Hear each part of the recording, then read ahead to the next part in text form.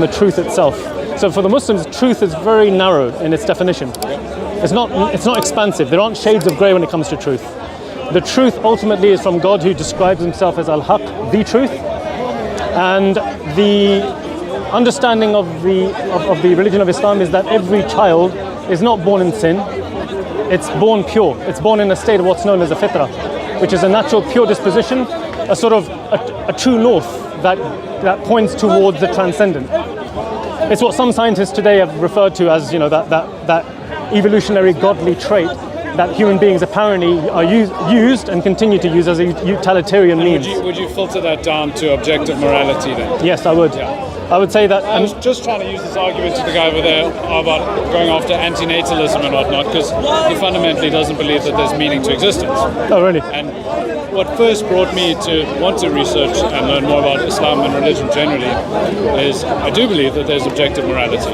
So there's objective morality, then you can assign meaning, and fundamentally, that takes you back to a creator of sorts. Precisely. Then it's about trying to define that and understand, well, everybody here and a bunch of people think they've got the right idea. Yep. Who's got it? Who's got it right? And look, I haven't grown up religious, so it's this process of limbo, investigating, so let's talk about objective morality. I think it's something that the Muslim scholars have spoken about, and they've given the indication that objective morality is something that literally emanates from that fitrah, that pure disposition. So the Prophet ﷺ, Muhammad upon him be peace, he's the last and final messenger. He said that every child is born upon the fitrah, this pure disposition, but its mother and father inculcate within it Judaism, Christianity, or Zoroastrianism. In other words, the environment that you're brought up in will either dictate you continue to maintain that purity, or you're going to be pushed away from that purity and thereby end up adopting things that may turn you away from that narrow concept of truth. So whether we as human beings, we live in the middle of the Amazon jungle, whether we're Aborigines in Australia or whether we're living in the most advanced cities, we all agree that there are certain golden rules that when we come together as a group, we want to try and maintain. Because it's in our best interest to maintain a certain level of harmony. Getting excited. It happens now and again, right? I was going to ask, so you say being born in a state of purity in your parents, how does Islam guide you to keep that purity? What's I don't know an answer, what sense to keep Exactly. So the purity is the obvious notion of doing good in the world, right? When you two got together as a couple, naturally within you have an innate disposition of wanting to do things that are in your best interests. In your best interests, right? So for instance, you know instinctually that if I lie, it's not going to be healthy for my relationship. If I deceive, it's not going to be healthy for my relationship, because you've learned that from an early age. There is something within the innate human nature that recognizes a priori, meaning intuitively, that there are certain things that if we go against that nature, it's going to be detrimental to us. Whether we're living in the middle, like I said, in the middle of a tribe that we consider in this society to be barbaric, or whether we're a professor, we all recognize these fundamental truths. The atheist would just say that that's selfishness. Believe it or not, Richard Dawkins, he believes in the golden rule, the idea that every human being recognizes certain fundamental moral truths. And Islam recognizes this as well, that human beings, when they come together, they want to do good. But the question is, how do we maintain that? Ultimately, you come to a point where the inevitable question arises, well, what's my purpose in life? What is my purpose in life? I was just speaking to a gentleman. I said, what's your purpose in life? He said, well, my purpose in life is to try and find my purpose in life. I said, well, that's kind of recursive. What is your ultimate purpose in life? There's anyone's. Yours, mine, whoever's, right? There has to be a reason why we've been placed on this earth. So this brings us down to the fundamental question of how we were brought into this universe. Where did this universe arise from ultimately? Did it come about through chance and probability? Was it always here? These are questions that the Quran addresses. But believe it or not, Islam and the Quran and the prophets in general, they didn't go about placing emphasis on convincing people that God exists. Because they took it as a fundamental truth alongside the very many fundamental moral truths that there is a transcendent God. That instinctually human beings believe in the transcendent. So if you read the Quran, as you're doing, you're going to find that the Quran doesn't bother with questions of the existence of God. It takes it essentially as a given. But then it guides you and says, okay, this God exists. He's going to give you certain laws. He wants you to live in a particular way. What way should you be living? And then the Quran sort of navigates through those choppy waters. But in the Quran, God asks the question for the atheists, for the people who perhaps have doubt, فَأَيْنَ تَذْهَبُونَ? Where then are you going? Where are you going in life? You're born, you live, you have a good time, you die, and that's it. What is the ultimate purpose? How did you come into existence? There's a verse in the Quran which, when one of the companions of the Prophet he said it was the first time that faith truly entered and settled into my heart. And the verse is threefold, and it's very simple. The verse says, or were they created from nothing? Or did they create themselves? Or are they the creators of the heavens and the earth? Nay, they have no certain knowledge. It's a threefold question. Were they created by nothing or from nothing? The question is, nothing is the absence of absolutely anything. So when we talk about nothing, we're talking about the absence of power, energy, will, etc., so etc. This one doesn't make sense. Yeah. So from that, deductively, you go down to ask the question: well, were they created from nothing, or did they create themselves? Well, we know we didn't create ourselves because fundamentally, fundamentally, and scientists recognize as well, otherwise we wouldn't have science. Causes and effects. The law of causality is something that is rooted within not just how we do science, how we recognize the world, but things that we see intuitively day to day. We rely upon certain inferences to make certain decisions in life. So take that back right to the beginning and ask yourself, well, if we weren't created from nothing, something must have brought us into existence. We didn't create ourselves, so we're part of the problem as to how we were brought into existence. Or did they create the heavens and the earth? Well, we're part of the system. And if we didn't bring ourselves into existence, and the universe itself couldn't have brought itself into existence, because that would imply that it was brought about from nothing, which we've agreed can't bring about something. Ultimately, there needs to be something that brought all of this into existence, which doesn't require anything itself to be brought into existence.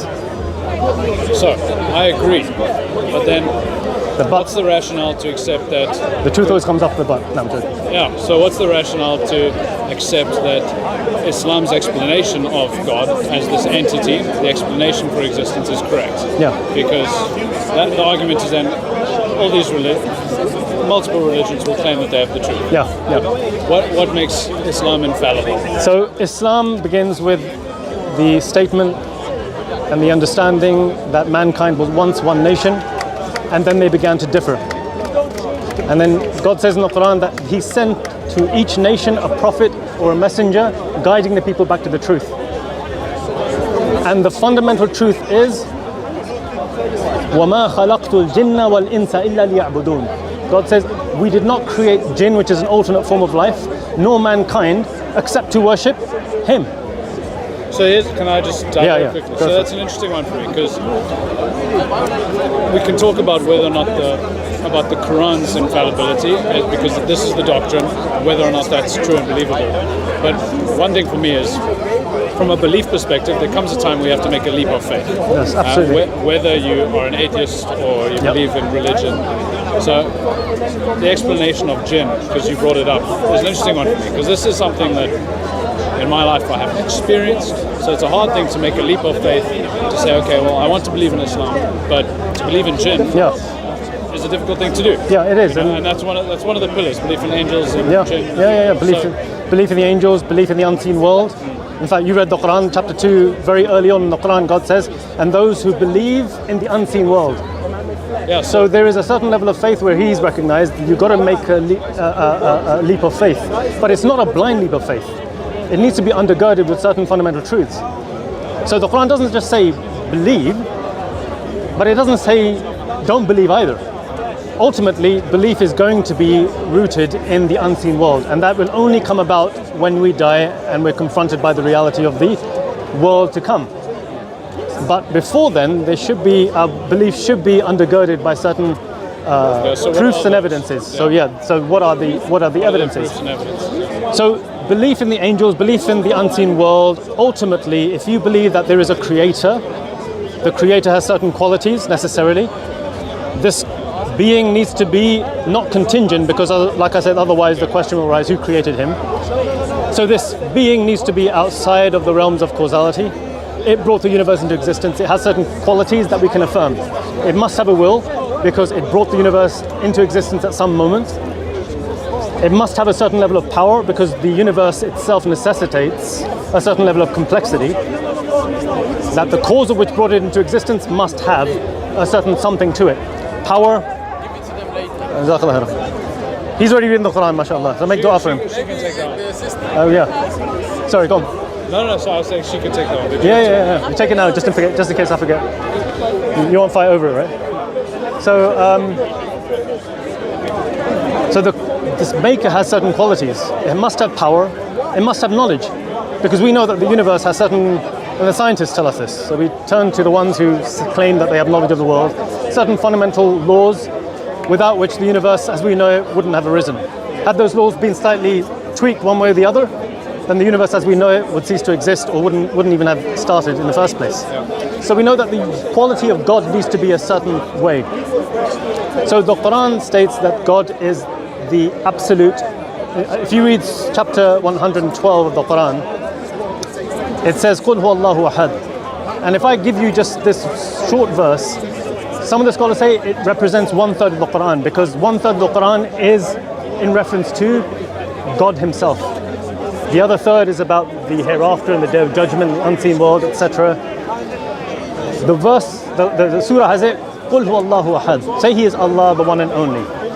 One and only. So in other words, there can't be two contingent beings, because otherwise, two necessary beings, otherwise they wouldn't be necessary to begin with. There has to be one necessary being, and everything else is contingent and dependent upon it. So "Qul huwa Allahu ahad," say He is Allah, the one and only. Allahu samad, Allah the absolute, the self-subsistent. He requires nothing. He is the one that brought everything into existence. He needs to therefore exist eternally. Because to say that He had a beginning would necessitate the same question that we posed for the universe, which would make Him contingent. So you can't go back in the past indefinitely. So Allahu Samad, He is the self-subsisting, the eternal. He requires nothing. Lam yalid wa lam yulad. He begets not, nor is He begotten. He doesn't produce anything from Himself, and nor is He produced from anything. And as a result, if you just go through those four rationally, the only inescapable conclusion is وَلَمْ يَكُنْ اللَّهُ كُفُوًا أَحَدٍ, that He is therefore the one who is the one worthy of being worshipped, if you will. He's the one that requires adoration. So that pull that we instinctually have towards the transcendent, it cannot be diverted towards the creation. So that's one fundamental truth. And so you would say then, as a result, okay, I'll question any religion that says that God came down in the form of a human being, and therefore that human being is worthy of being worshipped, or that God should be worshipped in the form of idols, or that God is more than just one being, that is three persons in one, or as the Hindus say, Trimurti, three beings. Did he just do what I think he did there? Anyway. He just put his hand around my face. Anyway, let's go. Exactly. But yeah. So anything that from creation. In fact, I'll give you two in a verse. God says, "Do not prostrate yourselves to the sun and the moon." You find many religions from the past and even today prostrating themselves to the monkey god, to the cow god, to the sun, to the moon, to anything from creation. So God says, do not prostrate yourselves to the sun and the moon, but rather prostrate yourselves to the one who created the sun and the moon, if you are true believers. So from there, the Quran eliminates all those religions that claim to be from God, but are establishing intermediaries in human beings, normal human beings like us, being able to connect with God. Islam, you will never find a single verse in the Quran that speaks about genealogy or lineage being an intermediary for a person being saved. So I agree with that narrative, but then the Quran is the correct narrative, but what's to say that the Quran itself is correct? What's the proof that, because there'll be parts of the Quran that you don't like, parts that are difficult to deal with? Absolutely. Dealing with women in the Quran. Absolutely. In the UK and the West, I'm sure there's plenty of things. We've got to move back before he comes and touches me as well. I'm sure there's plenty of things that she won't like about the Quran, what it says about women. Yeah, no doubt. Look, there's going to be certain things that you're going to come across in the Quran morally that you will find objectionable. But given that the Quran is correct, fine, no problem. But how do you prove that the Quran itself, its creation, is correct? Yeah, so in the Quran itself, I think what makes Quran unique amongst other scriptures is that it is the claim that it has, which other scriptures I don't think either claim, and if they do claim, it doesn't stand up to scrutiny. The Quran is the only scripture that I know of on this earth that claims to be what's known as ipsissima verba, the very words of God. And if you read, it reads like this is from God. It reads like this is the narrative of God. There's no Muhammad said. Do you know that in the Quran, Muhammad sallallahu alaihi wasallam, who is supposed to be the author of the Quran, but though he's not, because we have the speech of the Prophet, and we have the speech of the Quran, and the experts in Arabic, and this includes non-Muslim experts, linguists of Arabic, they say that the speech of the Prophet is nothing like the speech of the Quran. It's like two different individuals. So the Quran is the only scripture that states that it is from God. The Quran is self-referential and it's challenging. In the Quran, I don't think any other religion says this. The Quran challenges human beings. It says, if you believe that this is from anyone other than Allah, then find a contradiction in it. Find a discrepancy in it. And it challenges human beings to do that. And then the arguments, we can look into the arguments. A person comes to us and says, look, mate, I found a contradiction in the Quran. So we sit down, we look at it, we find out whether it truly is a contradiction, and then we go from there. But ultimately, and this is just taking a few steps further on, when we've exhausted those avenues and our arguments against the author of the Quran have been satisfied, then it should stand to reason that morally, the one who revealed the Quran also revealed a moral system that although initially there may be certain parts to it that you may find unpalatable, but you should treat the truth as it ought to be treated. Truth shouldn't be treated like the flavor of ice cream. Oh, today I feel like having, I don't know, chocolate. Tomorrow it's going to be strawberry. It should be treated like medicine. Our scholars have said that when you go towards the truth, treat it like medicine. That no matter how you have cancer, you are not going to, unless you're mad and you want to just pass away or whatever, you choose to pass away, whatever you want to do.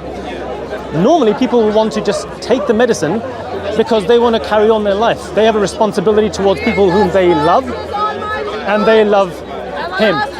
So the Quran actually has it in it that if you've exhausted all the avenues, then treat the truth as the truth and don't treat it as though you want the Quran to follow you rather than you submit yourself to the Quran. Now and you have many people in the park becoming Muslims. Muslim means the one who submits his will to the will of God. And the reason why that concept is so important is because of the fact that if you believe the truth, you believe you're contingent, you believe you're limited, and you ultimately believe that there's a source out there that has knowledge above which you can't have any more knowledge, power above which you can't have any more power, and all these other qualities, wisdom, then you ought to submit yourself to this being because you recognize that it brought you into existence. Now, you may find certain things in the Quran that you find initially morally objectionable, but if this is the truth, and here's the truth, here's the if clause, and this is where you guys go away, be sincere, look into the Quran, come back here to Speaker's Corner or get in contact with the mosques. Believe it or not, since Palestine, the issue of Palestine, the number of people who are becoming Muslims on account of just looking at the Palestinians living their life through nothing but faith alone, it's incredible. But if you have questions, go and ask. You know, guys, I find this verse in the Quran regarding women objectionable. I find this in the Quran objectionable. Find out why the Quran initially gave this law. What's the wisdom behind it? What are the scholars saying?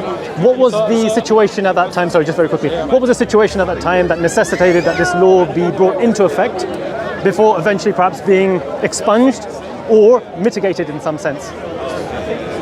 So that's in a nutshell. So the Quran mentions slavery yes. a couple of times, and it's sort of accepted as the institution. And it seems, as I've understood it as I read, to be an okay thing. Whereas, so I'm interested to hear your take. Yeah. That's the one. Like there's small things where morally I'll be like, I'm not so sure about that, but I can understand. You're being kind here. I think it's a big thing for you, yeah, and it is a big thing for other people. Yeah. But the Quran, you have to understand the milieu in which the Quran was revealed. When the Prophet Muhammad sallallahu alaihi wasallam, when he came down with the message, when he was sent the message, I should say, at the age of 40, the peninsula at that time, the world at that time, was rooted in the concept of slavery. There were wars taking place left, right, and centre, and this is also true of the pagan Arabs of that time. They would go to war at the smallest of excuses, and that war would carry on for centuries to the point where they would come together and they wouldn't know why their ancestors got into a war. But the idea that they had at that time was that if you have the audacity to raise your sword against us and you want to exterminate us, if we end up winning, we're going to take your spoils.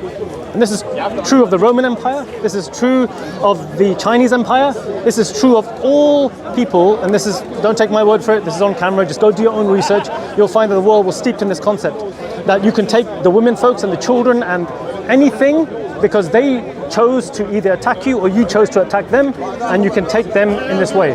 So the historical context gives precedent to the Quran sort of just laying the land as it was at the time. Laying the law. Laying the law for the land as it was. Exactly, laying the law for the land and educating the masses towards a particular end. So, for instance, let's take a parallel example, which you guys may not find as unpalatable. In fact, you guys might find it delicious. But in terms of its moral outlook, it would be equivalent to something that many people who don't drink alcohol will find objectionable, perhaps even more so than slavery, because alcohol is one of the prime reasons why there is so much money wasted on year in a society which makes alcohol permissible to drink. 71% of all crimes in the UK are committed, 70-odd% are committed under the influence of alcohol. And they recognize that alcohol is a poison. They recognize it should be now drunk in proportions. In the past, it was recommended that we drink alcohol, a certain amount of wine, because it's apparently supposed to be good for your heart. Only for them to make a U-turn 20 years later, and I was using this argument 20 years ago, did a U-turn on this, saying that no, what we thought was good for you is now bad for you. So just to give a parallel to this. Now the Quran didn't come and say to the pagan Arabs, alcohol is forbidden for you, and that's it. Destroy all the alcohol barrels that you have and give up alcohol. Why? Because the pagan Arabs were just as steeped in the imbibing of alcohol as other societies. It wouldn't make sense to take a people whose entire society was established upon a particular way of life and who were making money from this, to say to them, you know what, get rid of every evil in one fell swoop, and let's go down the path of truth. They'll pull out the sword and probably get rid of that man there and then. There's no wisdom behind it. Just like when you talk to people who are addicted to alcohol, they'll go to something like Alcoholics Anonymous. It's a gradual process, because they know you take something away from the people who are addicted to something, they'll end up committing suicide or killing themselves. Yeah, exactly. I guess that stands for slavery as well. And the slavery was such an embedded concept in Arabia that the Prophet said he laid down certain laws, and then he laid down certain ways of being able to reward, encouraging the Muslims to gain reward, better themselves through manumission, which is helping a slave acquire his or her freedom. There were various avenues laid down. So slavery was slowly but surely brought down to a minimum, but it was never eradicated. It was never eradicated because the one who knew human beings better than we know ourselves knew that slavery will continue to be an endemic part of human society over the course of history. As it was established before, during, and it continues to be today, to this very day. And I can pull out stats that I have to hand regarding how slavery manifests itself in various forms. But the Islamic laws regarding slavery, they allow us to navigate this, whether it was 1,500 years ago, just coming on 1,500 years ago, when the human beings were relatively, how can you put it, sort of more sincere towards the truth. As opposed to today, where human beings have so much choice that there's just confusion all over the place. So does the Quran then explicitly state, well, on the one hand, yes, there's this transition away from something that's embedded deeply in the society at the time, does it explicitly state that it is objectively wrong? Yes. So slavery is something, by its very nature, it is wrong. And that's clearly indicated by the fact that if you have a look at the laws that the Prophet Muhammad laid down regarding slavery, for instance, he described the slave person that the companions had. He said, this is your brother.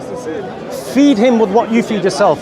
Clothe him with what you clothe yourself. It came to a point that there were certain slaves who, when they were given the choice to acquire their freedom, give them money and go out into the real world, they said, nah mate, I'd rather stay with this man because this man has educated me in Islam.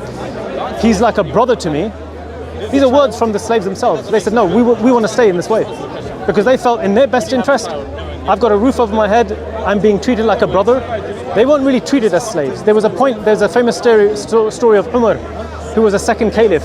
He was walking with his servant.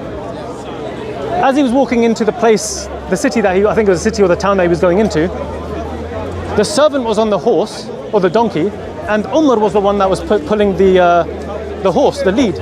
So the man came out and he went to the slave and went, Ya Amir al-Mu'mineen, oh leader of the faithful.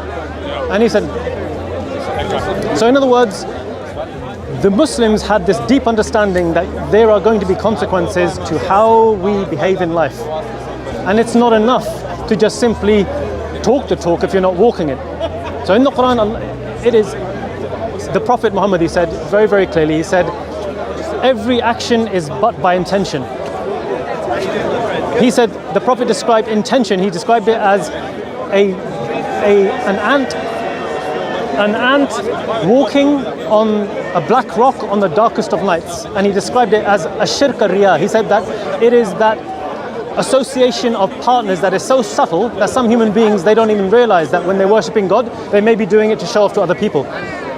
So the Prophet said, anyone who does an action that is not intended purely for the sake of God, it will not be accepted from him. And he said that the one who does it for whatever reason, it's for that reason. So he said that whoever migrates for God and His Messenger has migrated for God and His Messenger. But whoever migrates for worldly gains has migrated for worldly gains. In other words, that guy hasn't benefited from his worship. So in Islam, one of the things that has allowed our worship of God and our commitment to the moral values to remain the same, and I don't believe that this stands true for any other religion. You see that brother there worshipping God?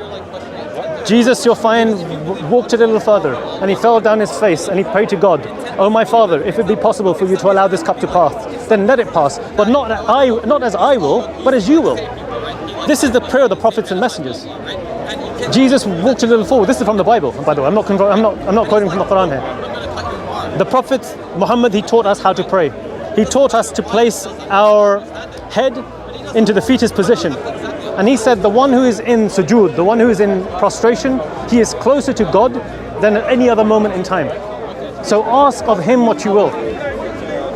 So you'll find a lot of people, when they become a Muslim, they just fall down. They want to prostrate because they recognize that there's no more. Have you ever tried prostrating, maybe in meditation? It's an experience. It's a surrender. It's a surrender. You're surrendering your mind, your body. Very few people have actually prostrated. It's a fascinating question to ask. Very humbling. It's very, very humbling. Now, juxtapose that with belief in God. Juxtapose that waking up in the middle of the night when everyone else on the earth is sleeping or in your region is sleeping, and you're doing it only for the sake of God. That is the level of iman that the Prophet said. He said, it is as though you see Allah, but though you do not see Allah, know that He sees you. It is that moment where the person may talk the talk, but when the doors are closed and you have to take care of yourself, that's when true faith is tested.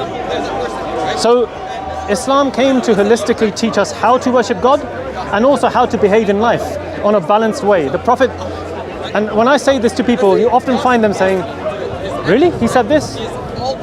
Because the way Islam has been portrayed in the media, that it is a religion of extremism.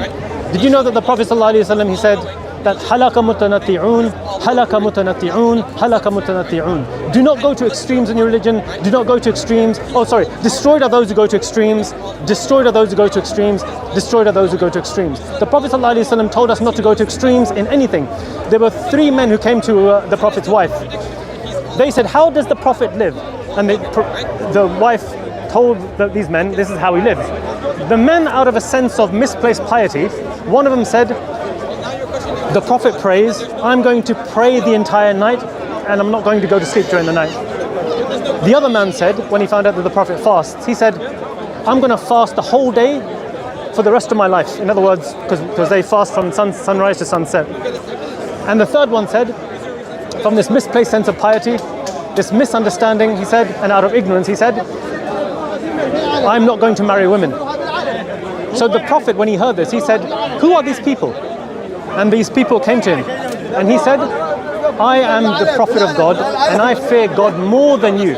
I fear God, don't worry about it. He said that I fear God more than you. He said, I sleep part of the night. Sorry, I worship part of the night, and I sleep part of the night. I fast on certain days, and I do not fast on other days. He said, and I marry women. And he said, whoever does not follow my path, my sunnah, he said, he's not from me. He's not from me. So he's teaching here that don't go to extremes in your religion. He said, don't go to extremes in your religion like the Christians took the grave of Jesus as a place of worship.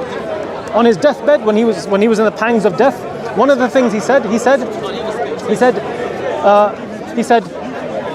curses be upon those who took the graves of their prophets as places of worship. He cursed them. So he's in a delirious state, but his one sole purpose is to continuously remind his nation, your purpose in life, no matter what else, is that you die upon Islam and you die upon the true worship of God, and you maintain this. During the last sermon, I'm not sure whether you've ever heard of the last sermon of the Prophet, where his mission is almost complete. He's 15 years ago, roughly, he's been kicked out of his city of birth, Mecca. He's been forced to migrate to Medina. He's now come back and conquered Mecca. But the conquering was one of almost, apart from those zealous youth, a few of them, a handful who came out and they were killed as a result. There were Muslims who came in tens of thousands. I think it was 10,000 Muslims who came towards Mecca, and the sword wasn't lifted. And the Prophet, he came on his horse or his donkey, he came in this situation. He came in the position of humility. And he walked into Mecca and he went to the Arab pagan leaders. He said, what am I going to do to you, O leaders of Mecca? The Arab said, one of the leaders, he said, that we know you to be a kind man. I'm paraphrasing it. We know you to be a kind man. He says, indeed, you are free and your household is free. So at this juncture, he brings all his followers together. There's 10,000 of them, and he addresses them. And the addressal is what impressed a man by the name of Malcolm X, which I'm sure you've heard of. Malcolm X, when he read this, he recognized the truth of Islam, not the truth of the nation of Islam, who claimed, similar to the Christians, that there is a black man who came down in the form of a man, and that he is God on earth, that he is incarnate. No. Malcolm X, he went to Saudi Arabia and did a pilgrimage, and he came across this speech from the Prophet, who said that there is no superiority of a black man over a white man, nor is there superiority over an Arab over a non-Arab, except through what? Piety and good deeds. It is the heart, the piety that the person does, the intention of how we worship God, that sincerity that I told you about. So Malcolm X, he goes away and he writes to his wife. He says, I have come to a place during the pilgrimage, because the pilgrimage is one of the most extraordinary events on earth. It has been going on unchanged since the time of Abraham, upon whom be peace. People from all walks of life, they come together, black, white, rich, poor, they all wear the same garment, and you can't tell the difference between rich or poor. He said, when he went there, he said, I have drunk from the glass of a man whose eyes are the bluest of blue and whose skin is the whitest of white.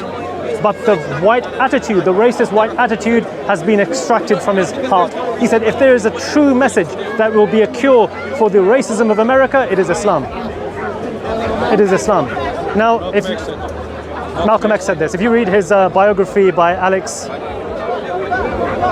Hale, I think his name is, you'll find it in there. There's a new one by Manning, who's also written it. But the point here is that Islam came to eradicate racism, and it brought people together on a brotherhood and sisterhood that only judges persons by one thing only: your closeness to God through your piety and through your obedience to Him. That in a nutshell is the message of Islam. So what would you recommend then to people who are, like myself, who are in the process of trying to decide for themselves that this or something else is the truth?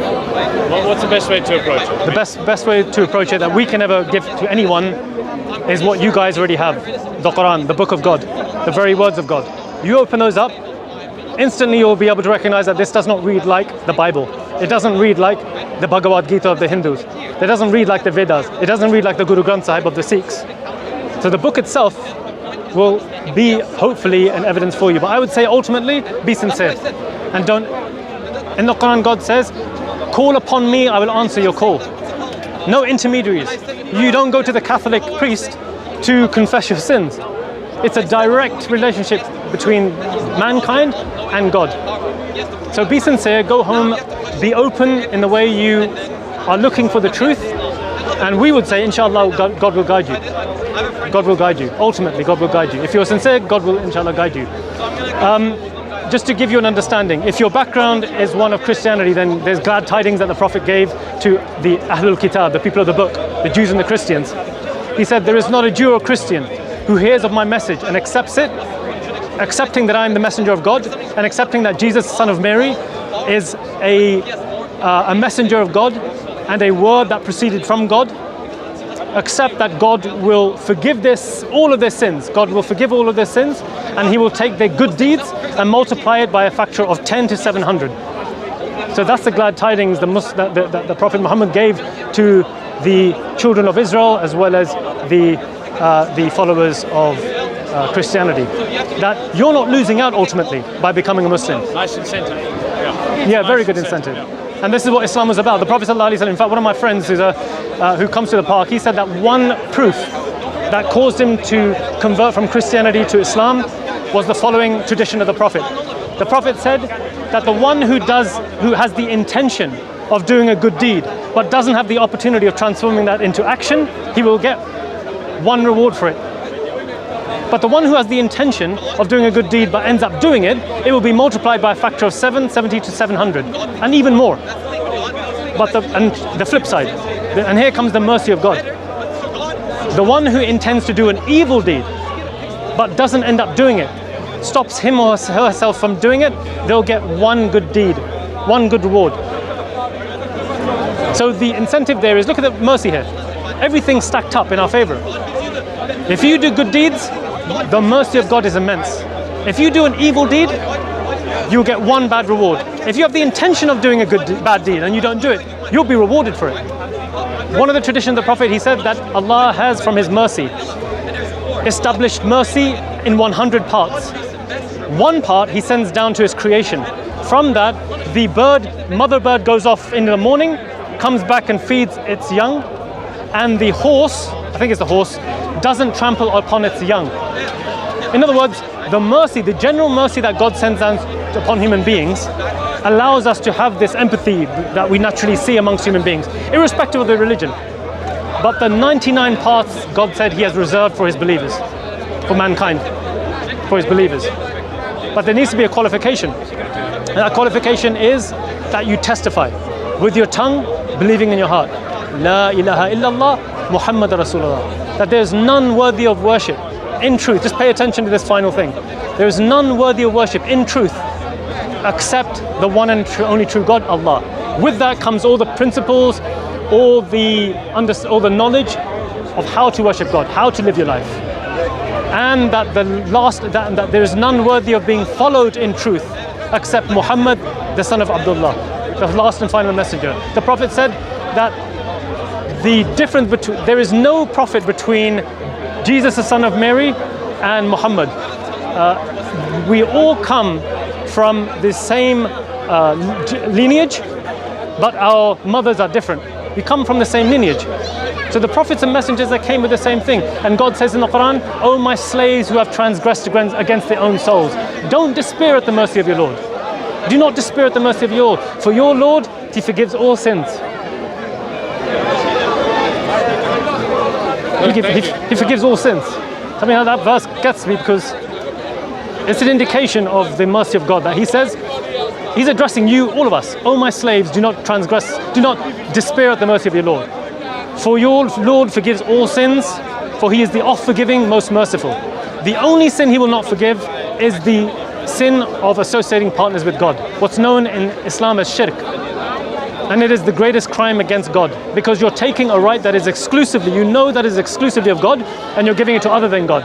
Whether it be Jesus, whether it be Muhammad, there are Muslims who worship Muhammad sallallahu alaihi wasallam, unfortunately. Whether it be idols, whether it be the sun, the moon, anything from creation, you're giving a right to God to other than God. And God says the one who dies upon this will not be submitted into Jannah, provided the evidence has been established against them. So that's the message of Islam. So you guys go away. Can I ask you one more question? Yeah, sure. So I was just thinking about it as you were speaking. You cannot ascribe human attributes to God, but you ascribe mercy and compassion. So are these not human attributes as you understand? Very good question. In Islam, our understanding is that there is not a thing that exists, and correct me if I'm wrong, there is not a thing that exists except that it has to be qualified by attributes. There's nothing that exists that can just exist, sans attributes, minus attributes. Everything has attributes. Whether it be this book we would say has the attribute of time, because it's within time. Its time is relative to your time. Your time is relative to his time. His time would be relative to my time if I was traveling on a rocket approaching the speed of light. So we have the attribute of time. We have the attribute of wisdom. Human beings have that innate attribute that distinguishes us from the rock. We can think at the abstract level. We have knowledge. But the attribute doesn't exist as in a vacuum. We don't, so for instance, like I said to you, the hand of a clock. No. If I said to you, hand, you're not going to immediately think hand. Hand of a clock? Yeah. I mean, you're going to think anthropomorphically, aren't you? You're going to think hand. The first thing that's going to come to you into your mind is that which you have known all your life, human hand. That's the first thing that comes to mind. But what is that human hand attached to? It's inexistent. In other words, attributes don't exist in and of themselves. They are attached to an essence. And you have to know what the essence is before you can interpret what the attribute is. So if a person says to you, hand of a clock, immediately you've got a context. You know that the attribute is being attributed to what? An object known as a clock. And that attribute is different from the hand of a clock, or the hand of a monkey, or the hand of whatever. So that's how we interpret the attributes of God. The essence is the thing to which we understand the attribute. If the attribute is the attribute of mercy, we don't say that there's no similarity. Anyone who tells you that there is absolutely no similarity between God and his creation, either they don't know what they're talking about, or they don't understand similarity. There is, by the very fact that you're using the very term mercy.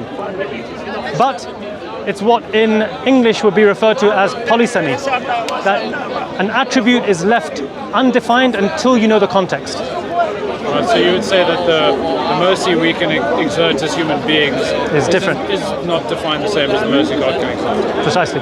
That's exactly it. The essence is unique of God. It is unlike our essence. We don't have an understanding of what that essence is, but we can have knowledge of what it is, though we can't encompass that knowledge. So when God said, for instance, that he's merciful, the most merciful, that mercy is so unimaginably great that it's almost incomparable. But we understand that he has mercy. You know, God says in the Quran that he has knowledge. He has knowledge such that even if you had a pen and you wrote it down, you would require not one sea, but two seas before it's exhausted.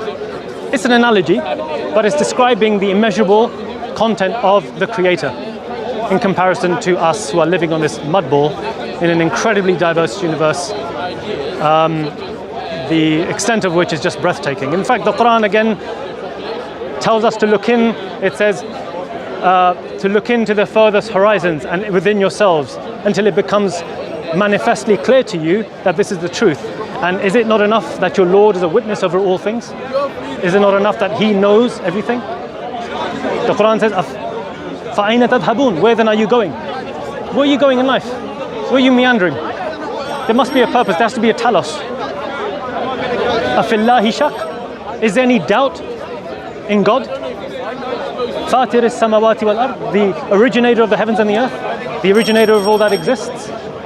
Yeah. All of these things are there you'll find that the Quran, if you read it, it'll jump from one subject to the other, and it'll have you engaged. And remember, this was revealed piecemeal over a period of 23 years. So the Quran the Prophet knew through the knowledge of God where each verse would be placed. So that's the message of Islam. Probably keep asking you, but I'm sure it's good out. Maybe we're here, so you know what I mean. Just come back. You're very welcome. What's your name? Lorna. Lorna? Matthew. Matthew? Hamza? Hamza, thank you. Thank you for your time. Take care, guys.